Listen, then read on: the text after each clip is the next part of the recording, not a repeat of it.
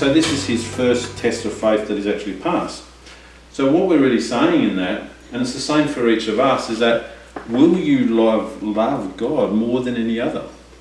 So if you were called out of everything that you know, your family, your friends, your home, your country, it's got to be something where we have an incredible faith. And we can't have faith without love. Why are we going to do it? So this exhibits that Abraham had a thirst and a love for the Lord in this first instance to have this faith and walk. So he was willing to leave everything and go with God. So the second time when he was asked to leave Haran, this was another layer of the onion, wasn't he? He was actually asked to leave his father and his brother there. And so suddenly he's now literally the head of his own clan, so to speak. There is no one above him. He is not submitted to his father. He's not caring for his brother. He is now the head of his people and all of those people that went with him. When Abraham was in he was no leader. The Bible doesn't tell us even what he did. He was no king. He wasn't anybody particularly special. However, he was obviously a righteous man because God chose him and called him out from everybody else. So we find in this situation that here he's actually leaving the household and he's going to a land that he's never been to before. So this led to, when this actually occurred, we have the first level, or the first layer of the Abrahamic Covenant that's given. So this is a significant moment in time. So I'm just going to read from the Bible this particular scripture, and we're just going to run over it. We did speak about it last week. I'm just going to run over it just to refresh you because it's important. Because as Abraham enters the land of Canaan and goes on that continuous journey, he's obedient to God for a period of time, and then suddenly he actually stops walking with the Lord. And so we're going to have a look at this and why I say that tonight. So in verses 2 to 3 of chapter 12 in Genesis, it says, "I will make you into a great nation and I will bless you. I will make your name great and you will be a blessing. I will bless those who bless you, and whoever curses you I will curse, and all peoples on earth will be blessed through you." It then says, it goes on to say, "So Abraham left, as the Lord had told him, and Lot went with him." So we learn from the order of that we have this situation where Abraham actually received the covenant, this stage, before he left his father.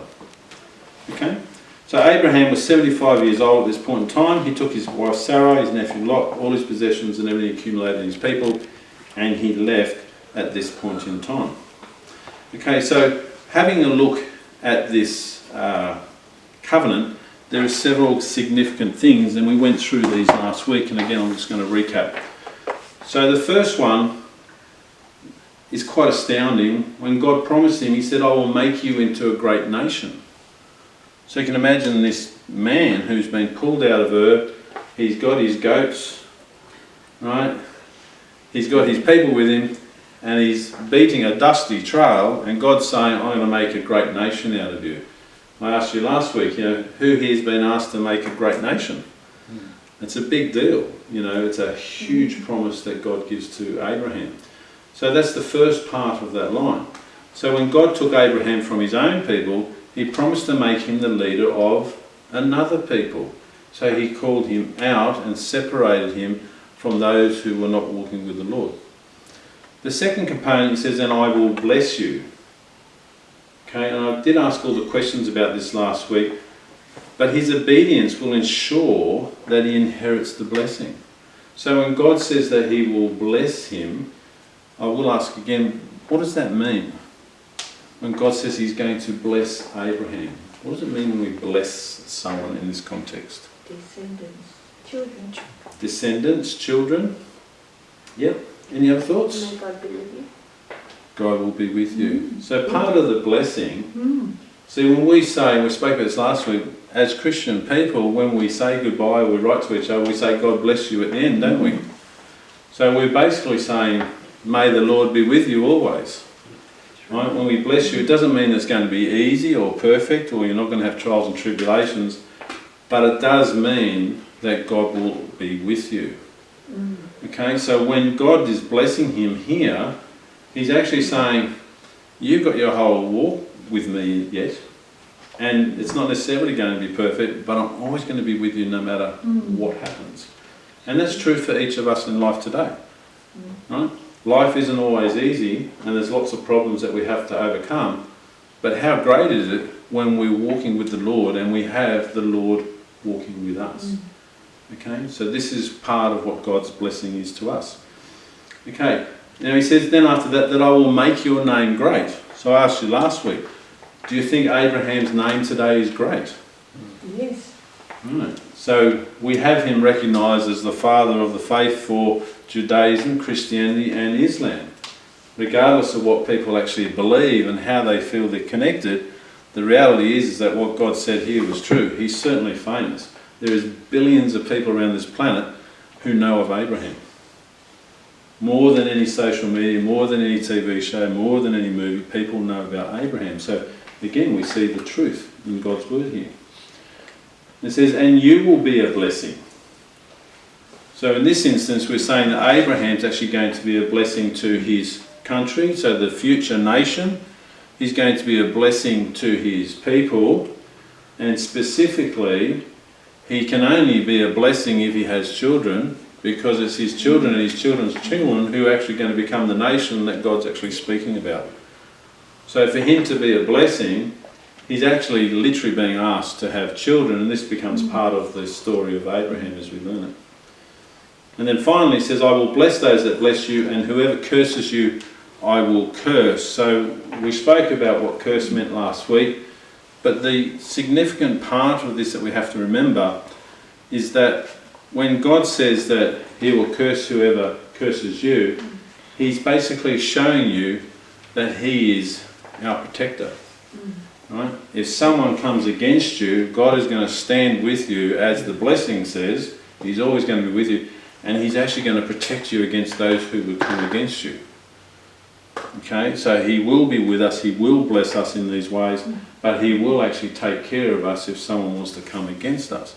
And we learn about this throughout the course of the Bible. And finally, he says, all peoples on earth will be blessed through you. So I'll ask you that question again. What does that mean? All peoples will be blessed through you. It doesn't say some people. It doesn't say your family only, Abraham. It says all people. So what is the connection of that word? Christ. So we're leading to Christ. Yeah. And the fact that all people, so Jews and Gentiles, as the Bible later tells us, will be grafted together as a result of the seed that will come from Abraham. And this is the connection that we spoke about with the genealogy of Jesus in Matthew 1, right, verses 1 to 17, where it gives us that list of descendants that goes from Abraham through to Jesus. Okay? And through Jesus, all of those people who are not blood descendants of Abraham will actually receive the blessing through Jesus. Hence we are grafted on. So here we are in chapter 12 of Genesis in the Bible, and we find that the dedication of this covenant is going to stand the test of the rest of the Bible. So we've done this before and other people do it, but when we hold our Bible up, everything that came before Abraham is here. And everything that came after Abraham is here. Right? Abraham is the switch point for everything that's happened in history since the time he was called out by God. And the journey of the Bible, which is connected to the genealogy of Jesus, the fruit of that is the Word of God that we read today. And the journey of it is actually following those descendants through history, what happens to them, leading up to the point when Jesus obviously came for a reason. Okay? So this is a very significant time. So we just wanted to speak of this. So after Abraham was called out, he travelled down from northern Mesopotamia in Haran, right, which is in today's Turkey, and he came all the way down and he came into the land of Canaan. So I've got a couple of maps, they're a little bit hard to see, but the YouTube videos that come later, they'll come on in detail if you want to watch those. But basically this is the map of Israel as it stands. So at the top we've got the Sea of Galilee, the Jordan River and the Dead Sea.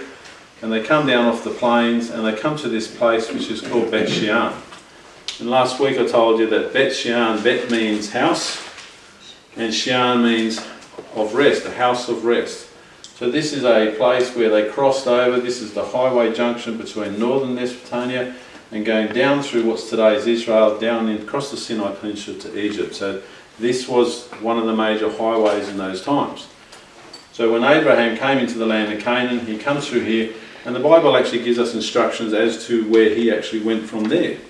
Okay, it tells us the locations as he actually travels further south. So this red line up here comes across the Jordan to Beit Shean, where he would have rested, and then he would have entered for the first time into the land of Canaan, and all these people would have seen this incredibly wealthy man who they didn't know, who spoke a different language, and they would have all probably been wondering, who is this guy? He didn't come with a couple of goats and his wife. He came with a crew of people. He was wealthy by this stage. The Bible tells us he was wealthy, so financially prosperous. He had all of his livestock. He had all of his indentured slaves, if you will, those who were actually paying off debts, etc., who would work for him in the sense of shepherds. So all of them would have arrived en masse into the land of Canaan, and people would have been going, hello, what's going on here? Well, in these ancient times, they had the ancient tells, the big mounds I showed a picture of, and the fortress would be up on top and the people would stay inside, and people with livestock and farming would be on the outside. So he would have come in and rested. Past this point, historically, he would have had to pay taxes to enter the land, like everybody, and to get safe passage. So this is what would have happened. It's like us entering into a country and we've got to pay our stamp duty to get our entry into a country. The same thing would have happened back in his day. So that's the reality. And then from there, the Bible picks up the story, and it travels south as we go.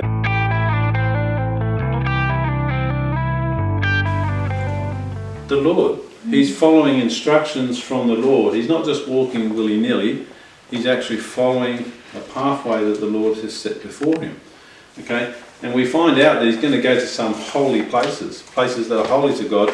And God has a great purpose in bringing him here. If you think about there's a whole planet, why did God call someone like from Abraham, and why did he take him where he took him into the land of Canaan? Why the land of Canaan? Okay, later on in the Bible, we have descriptions for the land of Canaan, the land of milk and honey. Right? Zion, the mountain at Jerusalem, that was called Salem in those days.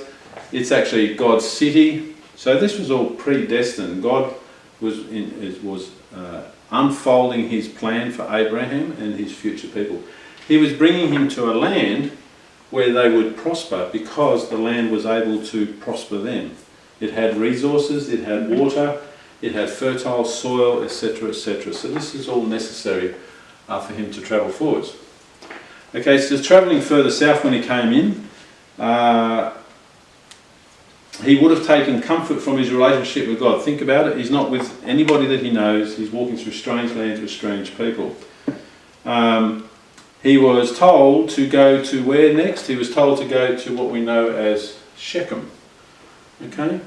So Shechem is here. It's at the top part, close to the Jordan River over here. He was told to go to Shechem. Historically, it was called Sakmu in those days, so the Bible gives it a Hebrew name, but historical name for it, because it was the land of Canaan, is actually called Sakmu, S-A-K-M-U, recorded in history.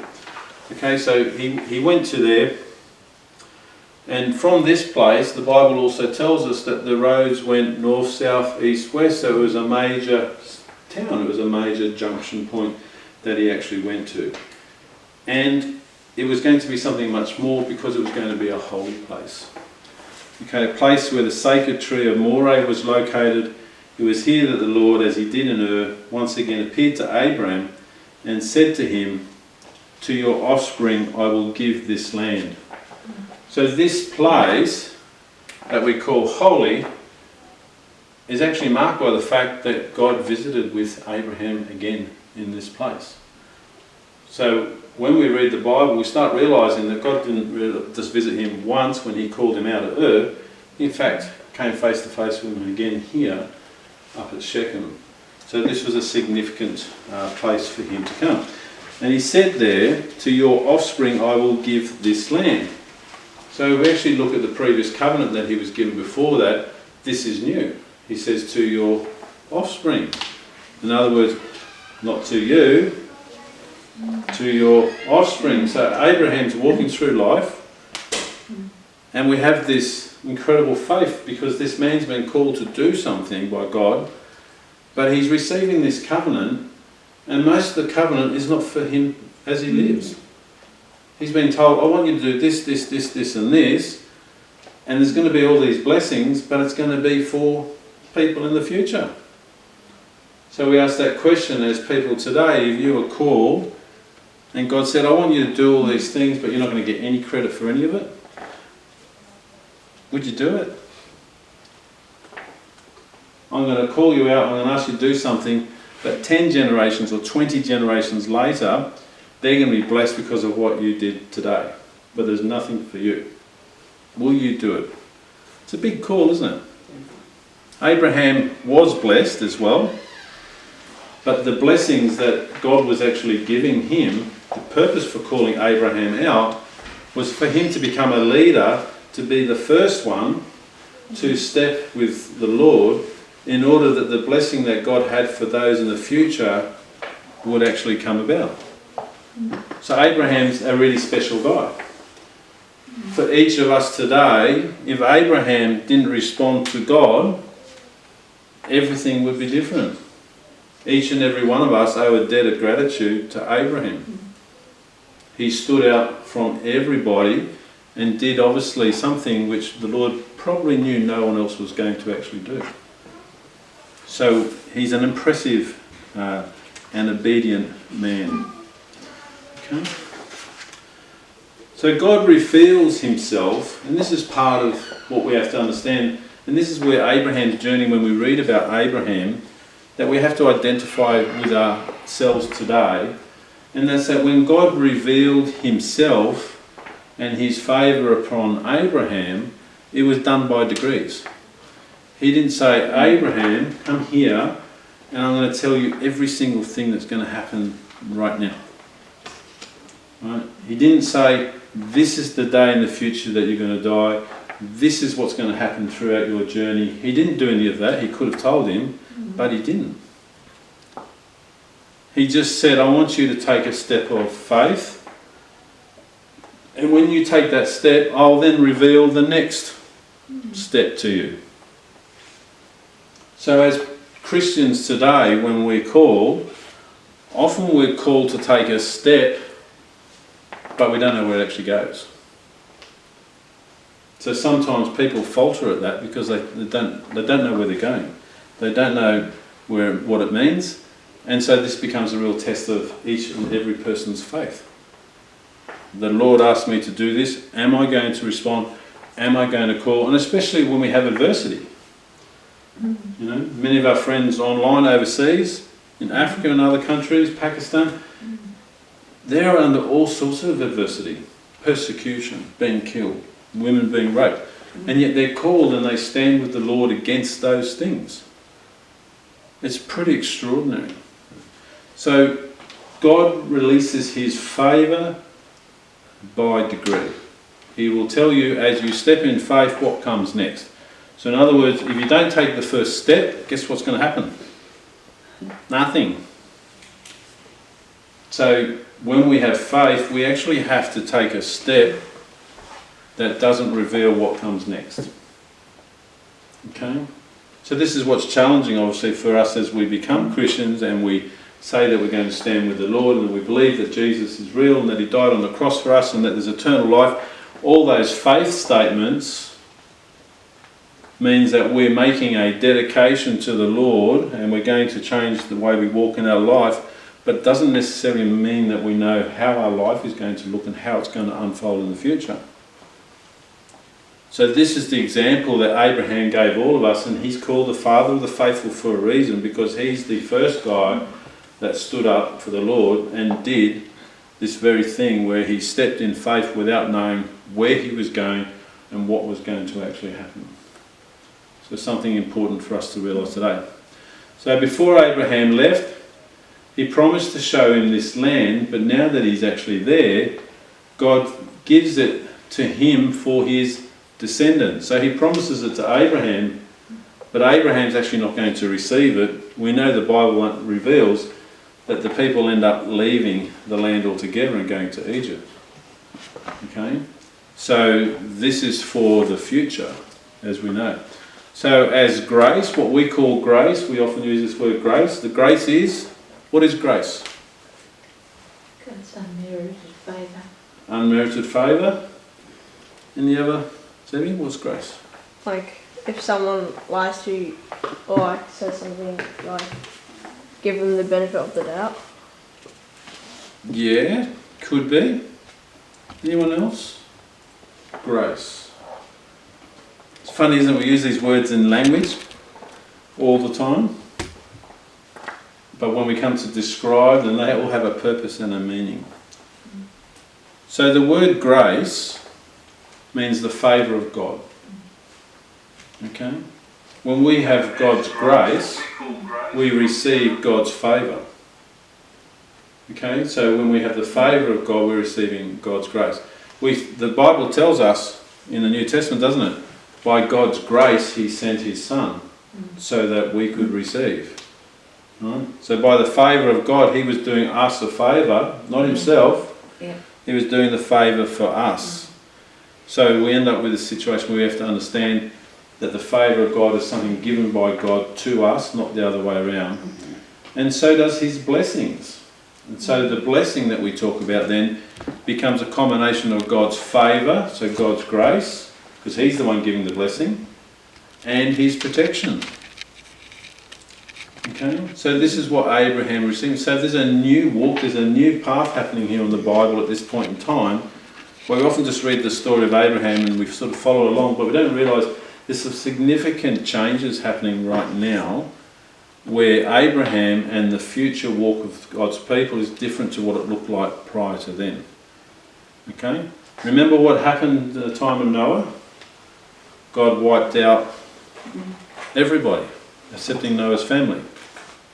After that happened, He said He would never do that again. So that means that everybody got to live by God's grace. Right? God could sort people out. God could call their life to an end. But by His favour and grace, He said, I would not do that anymore. And then when people walked away from Him again, what does He do? He calls out Abraham and He says, I'm going to start a new people who will actually walk with me and for me. So He's going to establish His nation, His kingdom here on earth, and it's going to come via Abraham. So a very significant time. So the Bible then tells us in Genesis 12:7, it says, so Abraham built an altar there to the Lord who had appeared to him. Okay, so we have the first instance where the Bible tells us about building an altar to the Lord. So this wouldn't be unfamiliar, however, because people had altars everywhere, but they weren't for God. Right? They were sacrificing to appease angry gods, false idols, sacrificing children, all those things. But this altar was actually in the land of Canaan, a pagan land, and God says to Abraham, this is going to become the blessing for you and your future descendants. So of course, what does He do? He builds an altar to God in the land. Okay? It's like me declaring and getting a flagpole and going to the North Pole and putting my country's flag in it and saying, I'm claiming this for my country. When Abraham built that altar there in Shechem, God said, I'm giving you this. This is when it happened. Okay? So He establishes the worship to the Lord in the land for the very first time in Shechem. So from there God keeps directing him and he goes further south. So from there he goes southward until he came to the hill country east of Bethel.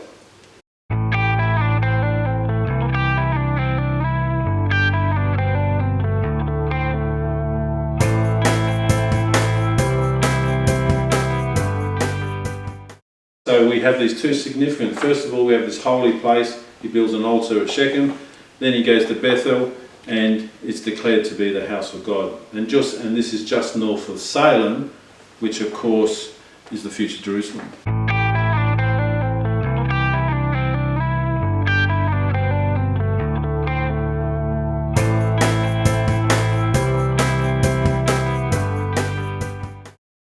So it's just north of the future Jerusalem, Salem, and he pitched his tent again. And the Bible in Genesis 12:8 says again, he built an altar to the Lord and called on the name of the Lord.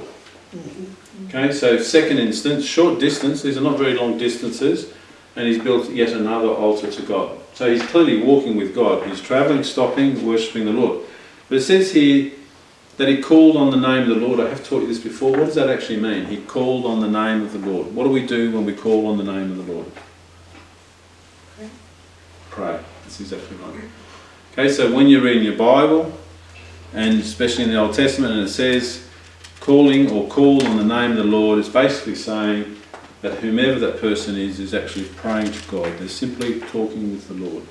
Okay, so it says he built an altar to the Lord and then he began to pray to the Lord. Okay, so what does that tell us is happening? If he's praying to God and he's building altars, what's that mean for Abraham?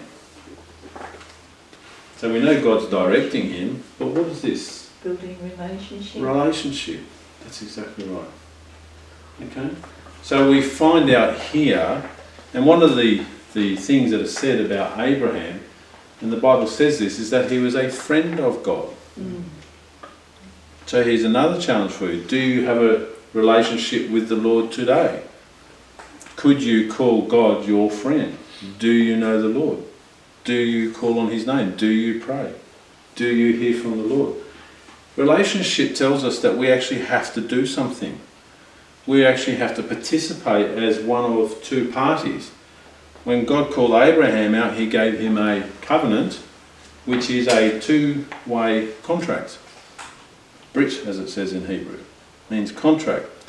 So when he first of all entered into a contract with him, he appeared to him, and then as Abraham goes on his journey with the Lord, we now hear that he's actually having a relationship with him. So it's no longer follow the leader, it's I'm walking with my friend. And because he is my God, and I am being obedient, and he is sovereign, then I'm building altars, and I'm worshipping him as I'm following and being obedient to what he actually says. So for us today, not in a physical sense, but in a spiritual sense, are you building your altar with God? And are you calling on him and having a relationship with him in order to call him your friend? Of course, what I'm saying is that this requires you to do something today. You can't be in a relationship unless you actually participate. You can't be in a relationship by attending an event, attending church, attending life group, attending a teaching. That's not relationship. Relationship is when we actually walk with and have communication with ourselves. Okay? So this is what's happening with Abraham. So as we learn the Bible, as we go on these journeys, there's these constant steps that are happening. Literally this journey to faith, isn't it? There's a change that's actually happening. Okay. Any questions at this point in time? Are we clear? So this section of the Bible only says a little bit, but there's a lot going on. We're establishing a new way, a new walk with the Lord, a new people, a new covenant, a new outcome for all people on this planet. It's a huge and important issue, and it's often spoken about, preached about, talked about, but often it can be misunderstood. But there's a lot that's actually happening. Now the other thing which we find is in the Bible, there's other people alive at the time, isn't there? But in this particular instance, it says that Abraham took his wife and his nephew Lot and the other people with him, but we don't hear any interaction with them at this point in time, do we? We just hear that Abraham's being called, Abraham's calling on the Father, the Lord appeared to Abraham. So the story's all about Abraham. Doesn't mean the other people aren't there, but it means that God is actually talking to Abraham at this stage. So it's Abraham that God made the covenant with. Okay? It wasn't with Sarai, it wasn't with Lot, it wasn't with anyone else. And the reason is because he said he would bless Abraham, and from him he would have offspring whom he would bless with the ongoing covenant. So at this point in time it's all about Abraham and the relationship with Abraham. So for all others, even those who already inhabited the land of Canaan, they would have witnessed Abraham worshipping God without the presence of an idol. Okay? So the norm in that day was that these structures were always built, high places, the ziggurats that Abraham came out for in the city of Ur. Right? People built altars, they made physical sacrifices. So that means everybody got to see something happening, something being worshipped. There was an object that was worshipped. It could be the moon, could be the sun. Right? They worshipped all these various man-made gods. They made idols of them. They worshipped fertility. Right? They worshipped so many different things. And yet here's Abraham walking through the land, building an altar, and he would have been worshipping to them what they would have thought was what? The air? Who is he talking to? So we have a new, see, it's all new. So this is different. And this is that whole point, isn't it? Because Abraham had to have faith. God did appear to Abraham twice. Abraham was the starting point. But for all of us, when we're calling on God and we're praying and we're worshipping, we can't see God. So it requires faith in the same way that Abraham had faith. So you can imagine the ridicule.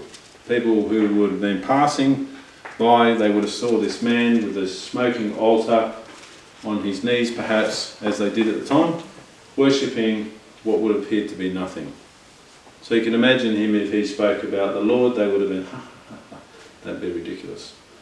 Okay, so this is the circumstances that Abraham was walking in. Okay, so as Abraham travelled southwards, he was noticeable, his tribes were numerous and his wealth was on show. And so basically, you have to understand in these times, he was amongst what we would call enemies. There would be people who would be very happy to take him out, to take what he has from him. And so he would have been walking with this threat. So he would have had to trust in the Lord, because God said that he would bless him and curse those who came against him. So God was there to protect him as he walked in faith. Right? So as he walked, he pitched his tent, he built his altar, he spoke with God. Something completely new. So there's a lesson in this for us. And that is, wherever we go, let us not fail to represent God to those around us, whether they're friend or foe. How often do we practice things in our walk in life, and perhaps when we're in a public place we'll go, well, everybody's watching me, I won't pray, I won't say grace, I won't read my Bible in a public place. This happens. Right? So Abraham, by doing what he's doing, he's there physically building an altar and he's physically worshipping the Lord outside. So he's showing everybody his faith to whomever's there to observe him. So for us, wherever we go, let us not fail to represent God to those around us. Okay? I remember when Roger and I were in Israel, we're sitting in the kibbutz in Ein Gedi on Yom Kippur, and we're having this incredible meal, and everyone's Jewish. So here we are, saying thanks to Jesus at our table amongst these people. And for me, I know, I made a point of this. I was not going to stop walking with my Lord the way that I should, because I was amongst other people. Yeah. And there was no problem, we didn't have any conflict, no one said anything. No. But it means something in here, in our heart, doesn't it? Right?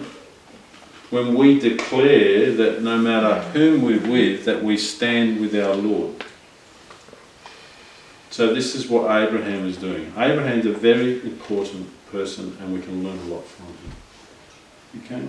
So from here, Abraham then set out again, and he continued toward the Negev. So this is the desert down in the south of Israel today. Very barren place, still is today when you go there, but this is where he went. So when he went down there, the Bible tells us there was a famine. Now when he went down to the Negev, Negev is where basically starts where Beersheba is today. Okay? But Beersheba didn't exist then. Okay? It comes in Abraham and Isaac's story later. It didn't actually exist. So we say this is where Abraham went today because we know what it's called, but it didn't have a name back then. It was the change of coming out of the hill country and down into the actual desert. So there would have been a change in the terrain. It would have gone dry. So God's leading him this way. He's taking him into the land, past the river, through all the hill country. The hill country, every single city is built on a spring. There's water, there's grazing, there's farms, there's grapes. The Bible tells us there's grapes being grown, there's olive trees, there's fruit. So Abraham's walking through this land with all his livestock. They're getting water, they're getting fed, he's getting fed, he can trade and buy things. So he's walking through this prosperous land. He's seeing this land for what it is. But it's all through what we call the hill country. So it's higher altitude and it's got resources. But God leads him through that and then takes him down south. And you think, well, why would he do that? Why did he take him to the edge of a desert? Why did God take Abraham to the edge of a desert? Why do you think he took him there? To test him. To test him. So here we are again, Abraham's having another test. See, in the Bible, when we read it, we always talk about the test, don't we?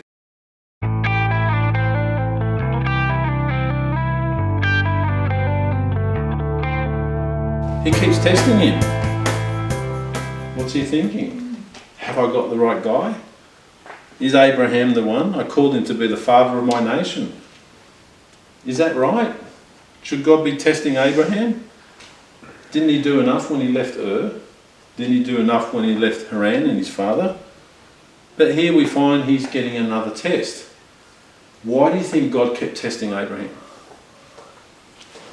The tests get stronger. They get worse from here, not better. Why do you think he kept testing Abraham? If Abraham walked for God, why is he putting roadblocks and tests and pitfalls ahead of him all the time? If he put the ultimate test at the beginning, he'd probably fail. He would have failed, yeah. If he had to test at the beginning, I completely agree. And he didn't have a son to test then either, so that wouldn't have worked, would it?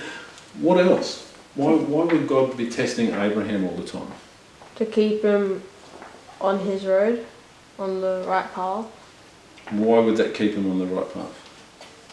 Because he knows that God's constantly testing him for his faith. For his faith? Yeah. Does your faith get tested? Any other thoughts? Qualify him for a bigger responsibility. Yeah. Well, he's been given a huge responsibility, isn't he? God called him out and said he's going to be the father of a new nation. Exactly. I mean, boy. It's like me picking one of you and I say, I'm going to send you to another continent and you're going to start a whole country on your own. Off you go. What are you going to pack? How are you going to do it? What happens when the first obstacle comes against you? Oh, it's too hard, I'm going home again. So Abraham's faith is constantly being tested all the way. How do we today build faith? Same way. Do you build faith by having an easy walk? Or do you build your faith when no matter what comes against you, you keep carrying on? Yeah. So what happens in your walk in life today when there's all these hindrances coming against you and you think it's this, that and the other? In fact, it may actually be God. Hebrews 12 tells us you will receive hindrances that are personal to you. You'll suffer sin, which is universal for all of us. But it also tells us that he's going to plonk a few obstacles in the way. Why obstacles? Because obstacles are going to test your character and they're going to build your faith. How are you going to deal with it? And so when we walk with the Lord today, that's one of the challenges, isn't it? Everybody wants to take you down. There's a bunch of critics out there. There's a bunch of people who don't believe. They want to have a go. Do you want to say something? So the thing is that we find that Abraham's constantly being tested all of the way. So God's basically done it again. He's brought Abraham to this precipice of the next test. He's brought him to an area of drought. Now it says here in the Bible that there was a famine. Where are we?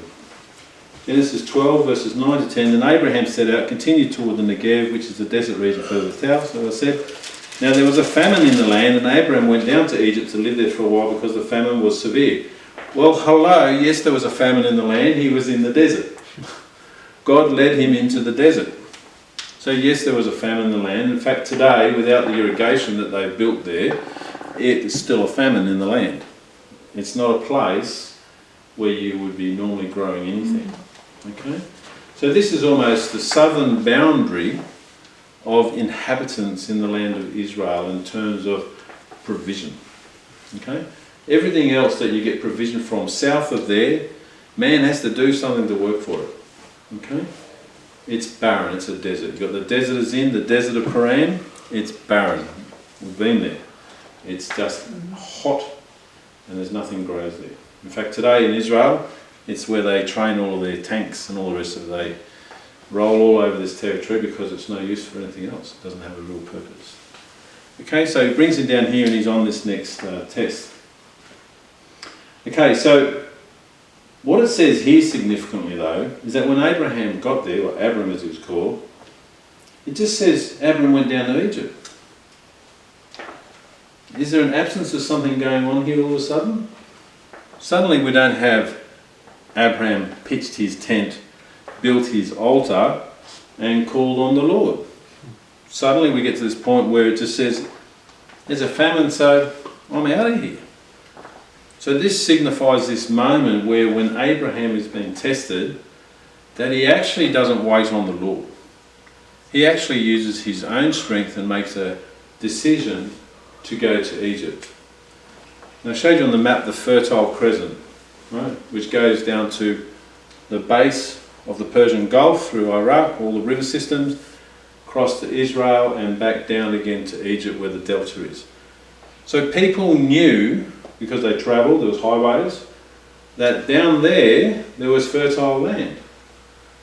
So it makes sense, doesn't it? Abraham goes, well, I'm heading south, God keeps telling me to go south, I'll just keep going further south, but I'll go towards where I know there is land which can allow me to take care of my livestock and to make a living and carry on from that point in time. So obviously this particular thing tells us that Abraham didn't consult the Lord.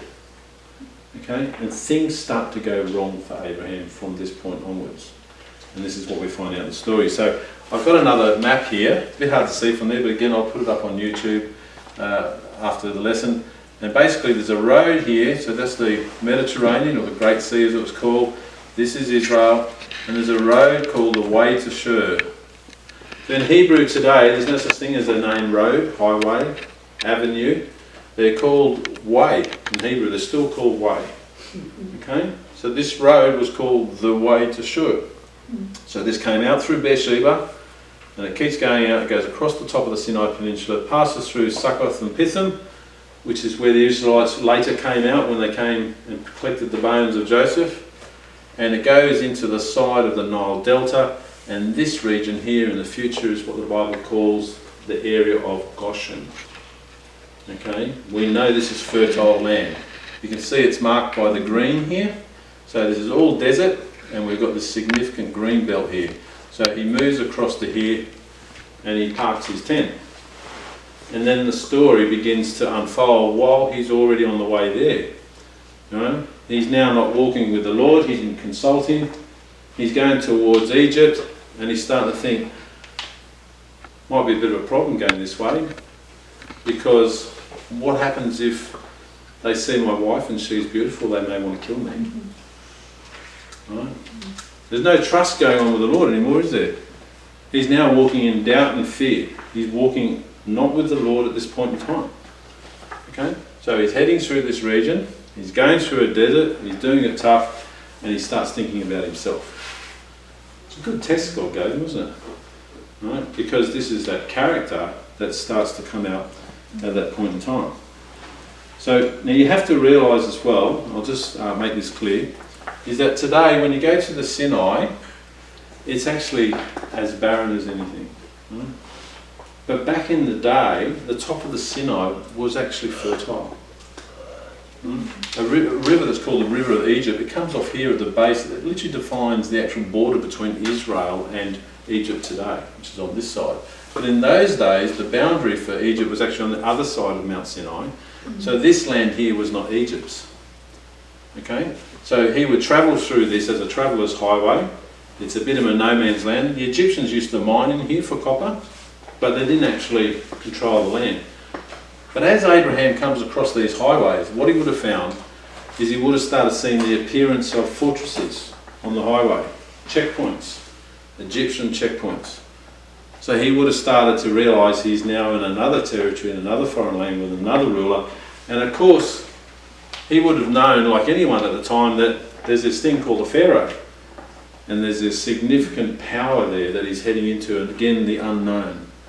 Okay? So he's walking into this situation with this doubt. So he journeyed down the way to Shur, from the land of Canaan to Egypt through the Sinai Peninsula. It said as he went westward across the peninsula, he would have noticed the increasing Egyptian presence, like when we travel today, isn't it? Even if we drive and we go from one state to another state and they've got different number plates, suddenly we see the number plates start changing. Right? Or we go to one country to another country. As we get close to the border, we start seeing the influences of the neighbouring country within the country we're already in. Okay, there's always that crossover area. So he would have seen the same. As he's approaching Egypt, there would have been a presence of Egyptian soldiers, Egyptian people, Egyptian traders, and also because they're about to go into Egypt, and this was no man's land, meaning no one controlled it, the Egyptians would have had a few fortresses along the highways to protect their people and stop a threat from arriving at their doorstep. It would have been there before. So this is what he would have experienced. So we learn from the Bible that Abraham was worried for himself because of his wife's beauty. So we learn at this point in time that Sarai was a beautiful woman. Okay? So obviously it must be significant for it to be mentioned.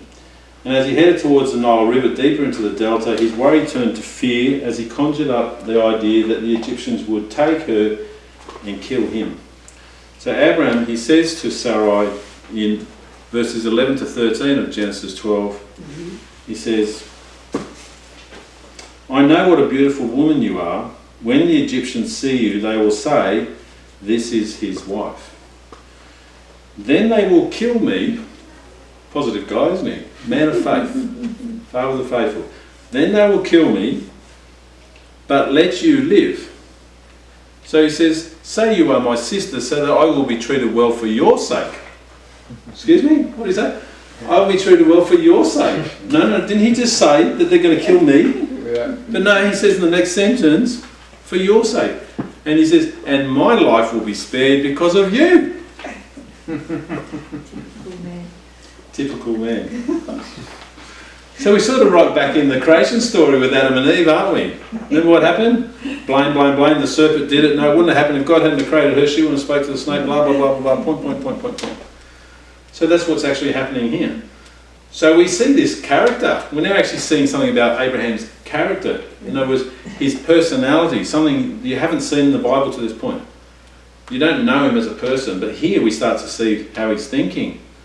And so here we see a man who's met God face to face twice, who's walked for decades, and suddenly he's worried about himself getting killed because his wife's good looking.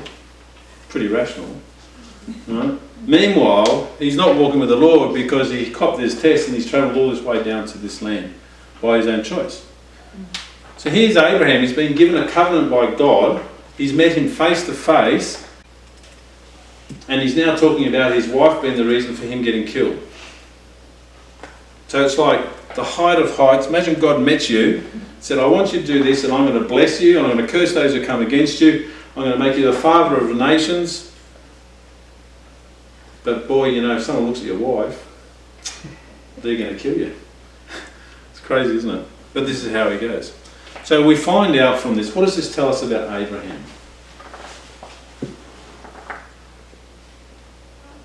What do you think it's telling us about Abraham as a person? Normal. He's normal. And why is he normal? Because sin is in the world. Because sin is in the world. right. Sin is in him. Abraham is born of the flesh. He is born with a sin nature, like all of us. He is not perfect. Despite meeting God, he still falls short. Kind of makes you feel a bit better, doesn't it? Right? If this was happening to someone who met God, you'd think you'd be on fire for God, wouldn't you? You would never fail in anything, no matter what. No, God, but here he is. He didn't pitch his tent, he didn't build an altar, he didn't talk with the Lord, he went his own way. And he's coming unstuck, so it's unravelling, okay? You've got to think about the consequences of what's going to happen. Okay, so he obviously arrives here, he finds some suitable grazing land, and obviously you can just imagine all over again the curiosity of the people. Here's this foreigner arrived with all of this livestock. Who is he? He speaks a different language. And oh boy, doesn't he have a beautiful wife?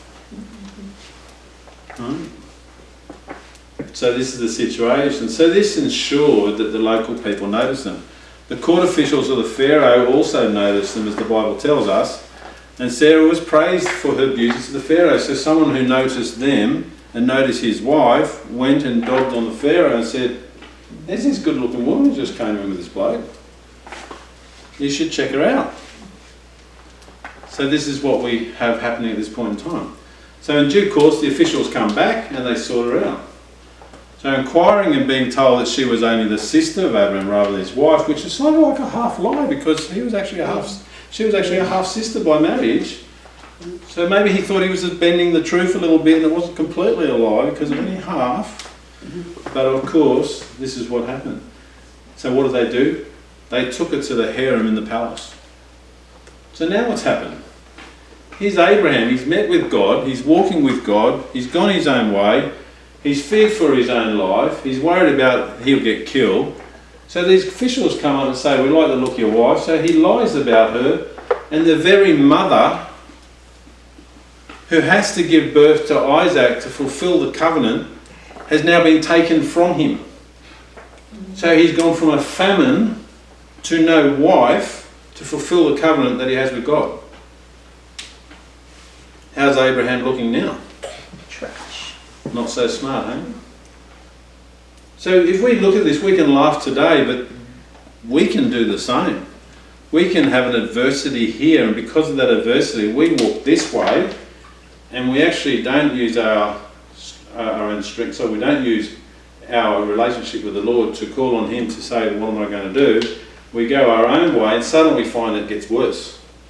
Because we walked away from God, we're not consulting God anymore, his hand's not in it, and we find ourselves in worse trouble. So the same happens. Okay, so Abraham's foolish choice led him from this famine to a bigger problem. Now the actual palace, if we look at the time and the age of Abraham, it's sometime around Khufu, or his son, who was, what was his name? Called, I can't pronounce it, but the Defri, I'll say, it's something like that. So what happened is that at that point in time, the pyramid of Giza existed. Right? The Sphinx was actually built by his son, because the face of the Sphinx is actually Khufu, it's the father. Okay? So Abraham would have come from Ur with this ziggurat. He would have gone up to Haran, which has got nothing. He would have gone through the land of Canaan, which had nothing, no impressive buildings. He gets to Egypt, and suddenly there's this unbelievably huge pyramid and this huge Sphinx. What would he have felt? He would have felt the presence of power. A powerful Pharaoh who could build such an immense structure. He would have been affected by it. It's like us going up to the Eiffel Tower and going, "Wow, look at that." Or we go to Dubai and they've got the world's biggest building. Right? It's showing that we're great, that we're powerful. It's the Tower of Babel in essence. right? Man's might rising up into the heavens to defy the gravity of nature. And so this is what he would have actually experienced. So the palace was actually, for that particular rule, was down here in Memphis. So he came over here and he would have been down here. So it's about 20, 30 kilometres, somewhere around there, different. So when Sarai was taken from him, she wasn't down the road in the palace, because the Egyptians, if you read the story about the time when the descendants all moved in there, when Joseph was there, they're considered unclean. People who are shepherds, they're unclean. So in other words, they would never have been allowed to go anywhere near the palace. So they would have had to remain in this region, because they were not permitted to come into the presence of a society where the Pharaoh actually resided. Okay, so we know there's definitely this sizable separation. So when Abraham's wife was taken, she was taken. He didn't know where she was, and he would never have been there by this stage. He wouldn't even know what to expect. He would never have seen the pyramid where he was. He wouldn't have seen the Sphinx. Okay, so, but the Bible then goes on to tell us. Oh, sorry, I just saw some references there about the palace, because it was known as Noph in the Bible, N-O-P-H. It's a Hebrew word, and it's actually found in references from Isaiah, Jeremiah, Ezekiel, Hosea. So this place was actually known, but it was named differently in the Bible because of different language. Memphis is actually a Greek name, right? Noph is actually the Hebrew name. In Egyptian it was called Imbu-Hedged. And so it had this different name. So this can all be looked up because it's the same place. Okay? So, as I said, it was situated about 20 k's away. Now, in Genesis 12:15, it says, Sarai was taken into his palace. The king treated Abraham well for her sake, and Abraham acquired sheep and cattle, male and female donkeys, men servants and maid servants, and camels. So perhaps this is the time, because it talks about men servants and maid servants, when he acquired Hagar. Right, he's in Egypt. We know that Hagar was a maid servant, and she's Egyptian. Now, a maid servant or a manservant in those days was actually an indentured slave. Right? But slavery in those days wasn't a case of someone being hit with a whip. It was, you didn't pay your bill, now you've got to work for me and pay your bill off. In today's Pakistan, all of the bricks are made in these fields, and all of the slaves over there in today's world, they're all indentured slaves who are paying debts off. And they end up in these places for 6 and 10 years, the whole family, the kids, that's all they know. Because they get paid such a small amount and they have to eat. They say, well, if you're going to eat, you have to spend your money on the food. So their indentureship just keeps going and going. So some of the things that Christian pastors over there are doing is actually raising funds to pay out these indenturships to free people today. That's the same slavery that this was. Indentured slaves. Okay? So Abraham received some of these indentured slaves. So hopefully this is sort of painting a bit of a picture of what's actually going on in the Bible. Okay, it says here, he treated Abraham well for her sake. So in other words, what Abraham actually said about him getting treated well because of her was actually correct. He got all the goodies, she got taken away. But there's a problem because of the covenant. He's no longer got his wife. Could you imagine Abraham there? He'd be saying, well, what am I going to do now? He's not talking to the Lord. He's going, what on earth am I going to do now? I've walked myself into this mess, basically, and how am I going to get out of it? Okay, so this situation, however, and we learn this in the Bible, it can't continue, obviously, can it? Right? Because God's everlasting covenant, that's what it is, an everlasting covenant, it had to be fulfilled through their offspring. Right? So displeased, in Genesis 12:17, the Bible tells us the Lord inflicted serious diseases on Pharaoh and his household. Learning he had been deceived, the Pharaoh sent for Abram. So we don't have any time frame for this, the Bible doesn't really tell us, but we can look up in history. I've done this. When a Pharaoh took in somebody into a harem, they didn't see them for a year. Okay? Women had to be cleansed. They would go into the harem, they would be changed, they would be taught the language, they would be taught the customs, they would be taught the rituals, they would be taught how they were to speak, how they were to obey. They would be dressed the way they were required to be dressed. They were washed a certain way. They were perfumed a certain way. All this stuff used to happen to prepare them to go into the presence of the Pharaoh. Remembering the Pharaoh, the Egyptian people in those days saw the Pharaoh as a god. So people weren't allowed to just go into his presence. So what that says to us now is that there was a degree of safety in relation to what was happening to Sarai, because nothing was happening to her in that sense of being with a man, because she had to be there for a year. However, the coincidence, if you will, or the circumstance, was that when she went into the harem, suddenly Pharaoh got inflicted with this disease. So he would have been putting two and two together, saying, why is all this stuff happening to me since Sarai came into my household? And then he would have started thinking about who, why, what, all those sort of things. So the Bible says that he was inflicted and he learned that he had been deceived. So obviously when he was inflicted and he learned that he had been deceived, that means he must have gone around and asked some questions and gone, who is she, blah, blah, blah, blah. Send the officials out. They probably went to where Abraham was and said, excuse me, you didn't tell us she was your wife. And it would have gone back to the Pharaoh, and the Pharaoh would have connected that something's happening to him that he can't understand because of this circumstance. Okay? So we see God's hand on this situation. So the covenant that God had promised, he wasn't going to let it go for anyone, not for the foolishness of Abraham and not for the Pharaoh. So this is part of what the blessing was. Remember what God said to Abraham? He said that he would bless him. What does that mean? It says that he would always be with him no matter what he did. So when he did something wrong and he walked away from him, God didn't walk away from him, he was still there.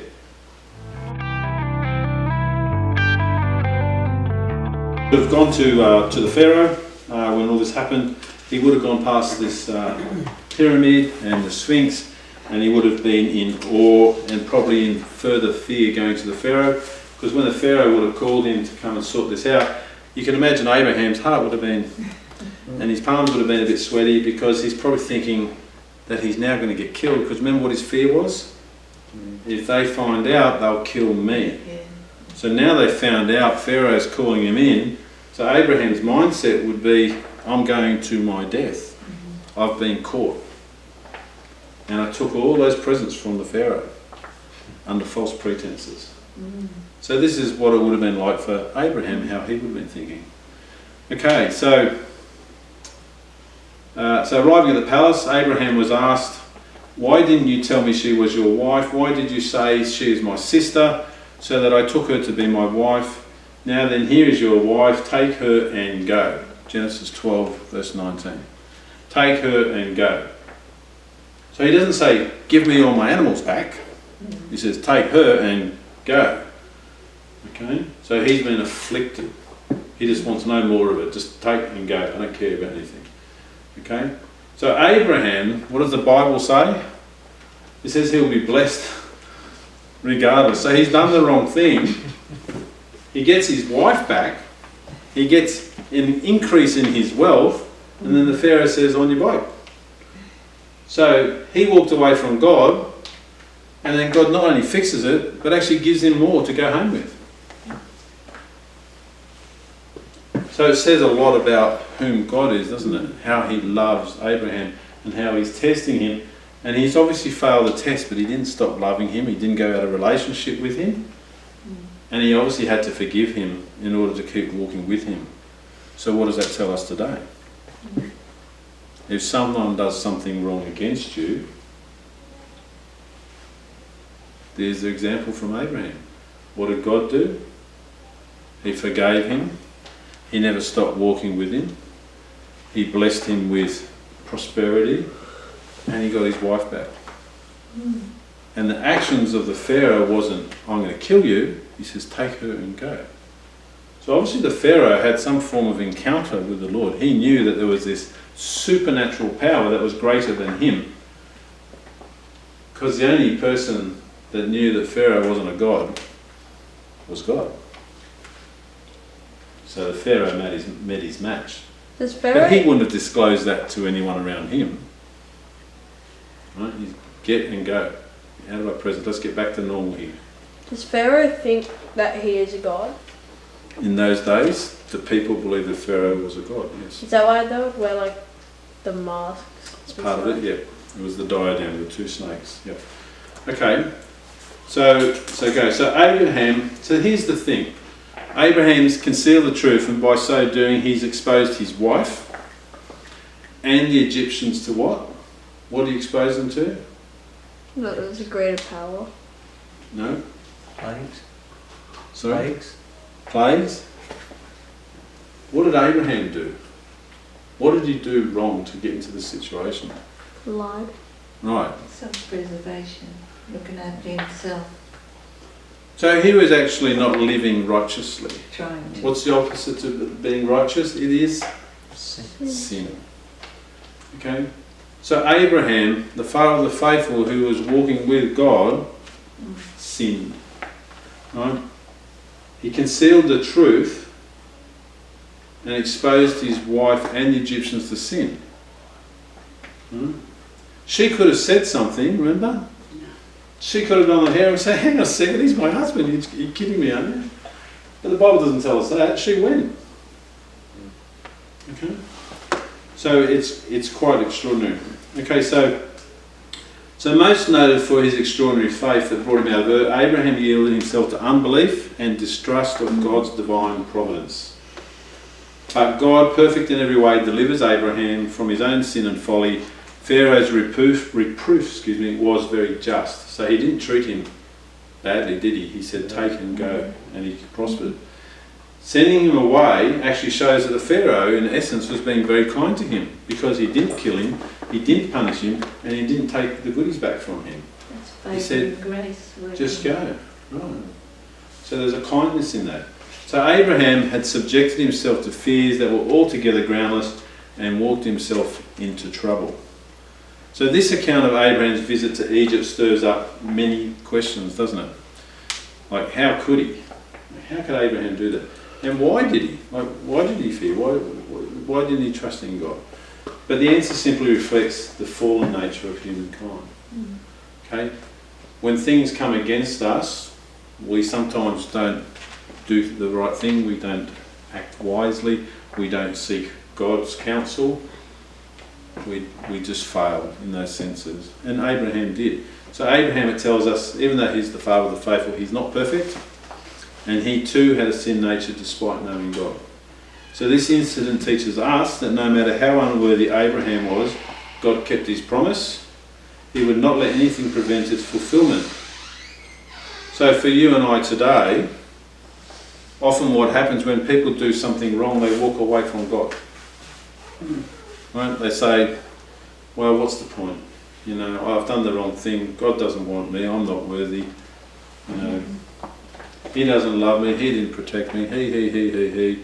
When in reality, it was actually the actions of what you've done yourself. So for us today, the takeaway from this is that we need to realise that no matter how unworthy we are, that when we accept Jesus into our life and He died on the cross to cover our sins, that God loves us no matter what. And so we have to accept that. Otherwise we deny the very purpose for Jesus coming and dying on the cross for us. So this is significant for us. In 2 Timothy chapter 2 verse 13, it talks about us trusting God. It says, if we are faithless, He will remain faithful, for He cannot disown Himself. So part of the character of God is that no matter what happens, He will always remain faithful to you. So my question to you is that, will you accept that from Him? Do we accept that no matter what we do, that God still loves us, we still have His grace and His blessing no matter what we do? Do we accept that? There is a process, obviously. We do have to do something about it. But we can't do something about it unless we actually accept it as a precept first. Okay. So from there, just about to wrap up, Abraham went back up from Egypt to the Negev, back up to the desert. And it said in Genesis 13:1, it says that going from place to place until he came to Bethel, to the place where Bethel and Ai, where his tent had been earlier, and where he had first built an altar, there Abraham called on the name of the Lord. Genesis 13, 3 to 4. So what it tells us is that he walked away from God, God rescued him, brought him back, and then he entered into a relationship with him. You remember the wheel I taught you? Sin. Anyone remember? 4 points. First, the sin. There was a punishment. There was a restoration, and then there was back into relationship, and then back to the cycle. It just keeps on going on. It's part of life. So we can see in this that cycle that's actually occurring. Abraham sinned. Right? The punishment was probably enough, wasn't it? He lost his wife.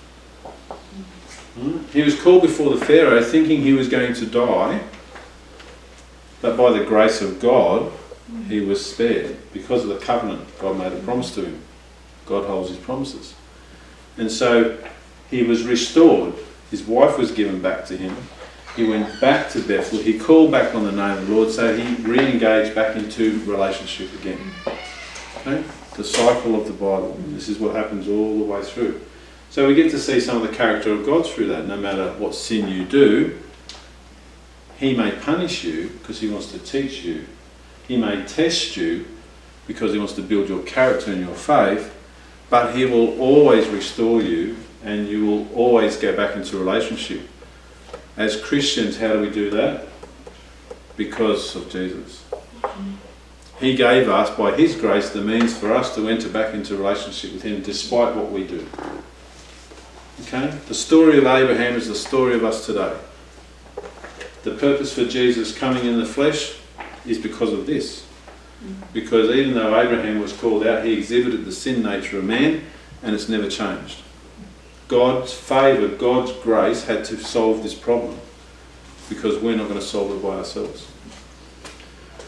Okay, so he goes back and he calls on his name, and then we just learn here, and we're just going to finish on this note. Both Abraham and his nephew Lot became very wealthy and accumulated an immense number of livestock. So obviously, as this journey is happening, the livestock are having offspring, and they're increasing their actual flock size.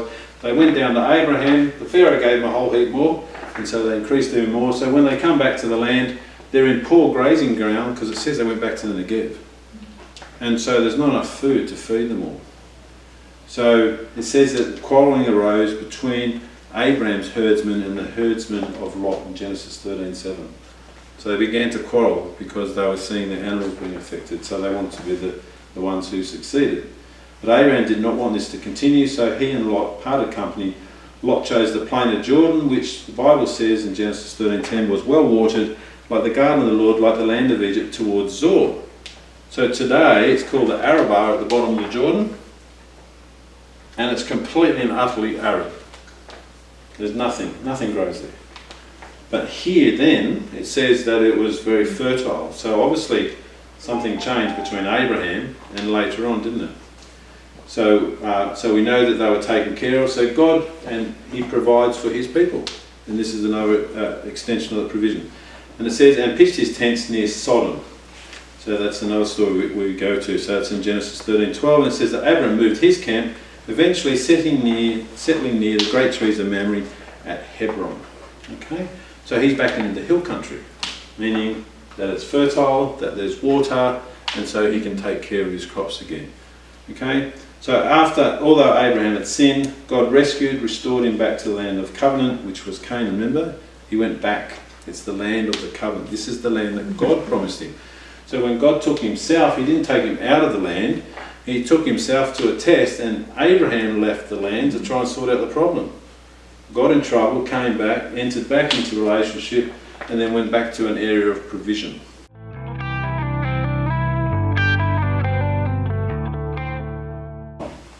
The first use of this term is in Genesis 14:13 in the Hebrew Bible, when referring to Abraham the Ivri or Abraham the Hebrew.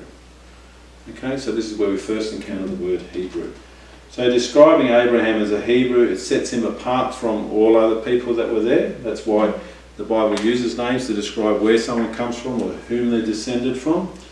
So he was born in Ur. He was a person from the other side, east of Canaan, the Jordan River, and from the other side, the Euphrates River.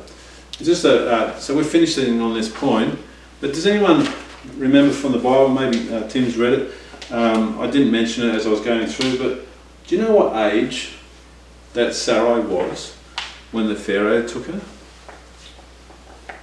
65. Yeah. 65. So in today's terms, if you were a Pharaoh and you were seeking all the most beautiful women, if you ever watch a movie or anything, they're always usually pretty young, aren't they, for starters? Right? They usually have they're different nationalities and skin colours, but they're usually deemed by human standards to be beautiful people. So she was 65 years old. So she must have been stunning. Rocco Welsh was 70 odd and Right. still very, very attractive. Right, right. But how old was the Pharaoh? You see, this is my point. See, pharaohs didn't live for very long. No, In his 30s. 30. Right? Most pharaohs were dead in their 30s. They were riddled with disease. They were inbred. They had stillborn children. History reveals, if you actually look at the dynasties and the years between each pharaoh, the average age for a pharaoh to rule in Egypt throughout all the dynasties in history is 15 years. Yeah. It's that short. Wow. Most of them died. In fact, when they dig up the mummies and they scan them like they do today, they've got scoliosis, they've got decaying teeth, they've got diabetes, they've got all these problems. They're really sickly. Whereas in the movie, you know, they stand there, they're gold and they're glowing with the helmet.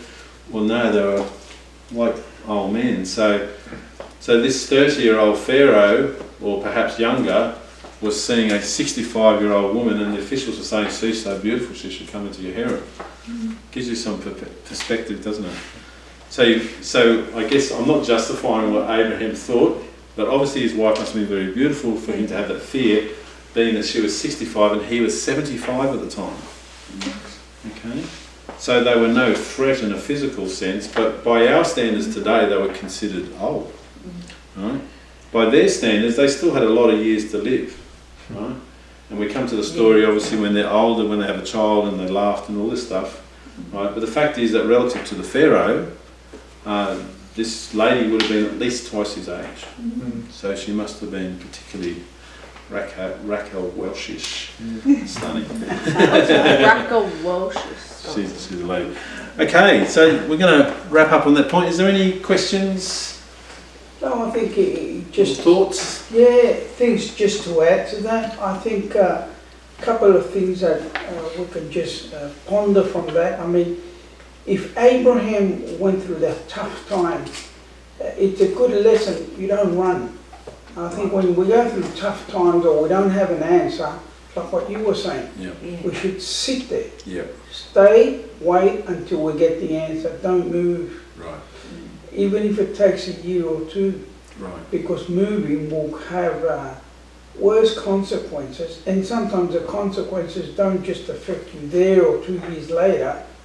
Hagar, you just mentioned that, because it doesn't finish the story here. No, it had a profound effect not only to Abraham, to us now, to the nation. So an error like that had a tremendous consequence to humanity.